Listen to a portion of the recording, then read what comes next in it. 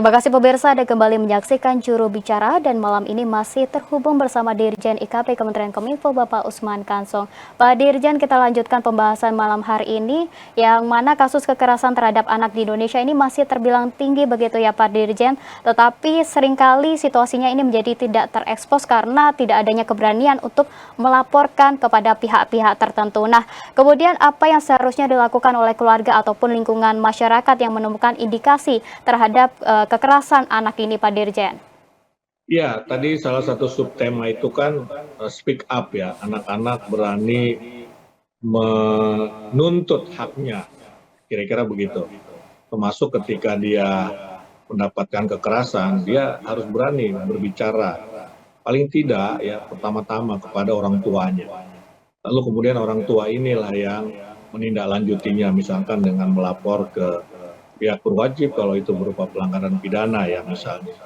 Dan kita sendiri ya pemerintah dalam hal ini Kementerian Pemberdayaan Perempuan dan Perlindungan Anak ini sudah punya layanan SAPA 129. Jadi lewat saluran ini anak-anak bisa tentu melalui orang tuanya ini bisa melaporkan kalau mereka mendapatkan kekerasan, ya baik kekerasan fisik, kekerasan verbal maupun seperti bullying ya ataupun kekerasan seksual. Ini akan segera menjadi atensi bagi pemerintah.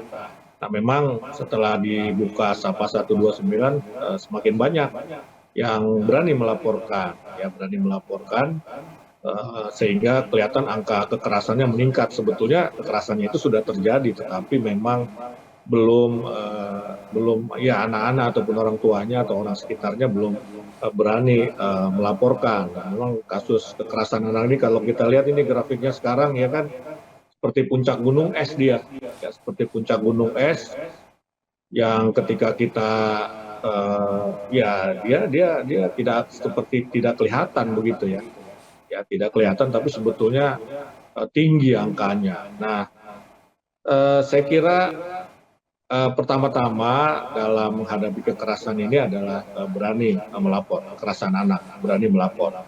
Nah, sehingga kita bisa menjadikannya sebagai atensi untuk kita tangani.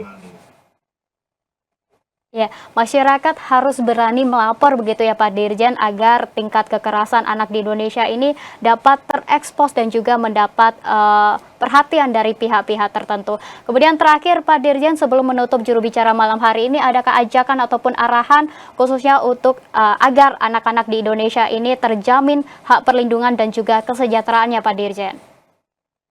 Iya, sekali lagi bahwa anak adalah masa depan.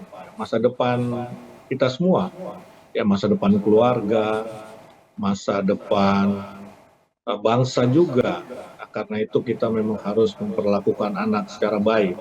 Memperlakukannya dengan cara apa ya? Melindungi mereka dari berbagai tindakan yang akan berdampak negatif pada saat dia dewasa, berdampak negatif pada masa depannya. Selain itu, bersama dengan itu, paralel dengan itu ya kita harus meningkatkan ya potensi anak-anak kita. Ya, anak-anak ini kan dilahirkan unik ya, masing-masing punya kelebihan, ya punya kelemahan. Nah, keunikan anak itulah yang kita gali dan kemudian kita kembangkan gitu ya. Tentu sekarang sudah banyak ya pengetahuan yang bisa kita dapat ya bagaimana cara kita mendidik dan melindungi anak, dan yang juga tak kalah pentingnya dan ini biasanya jarang dilakukan oleh orang tua adalah mendengar suara anak-anak kita. Jangan cuma suara kita yang mau didengar oleh anak-anak.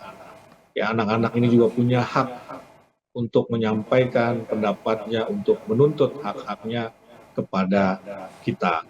Ya, saya kira dengan demikian maka mudah-mudahan ya kalau kita terus meningkatkan komitmen kita untuk melindungi dan mensejahterakan anak, maka kita boleh berharap Indonesia Emas 2045 akan tercapai.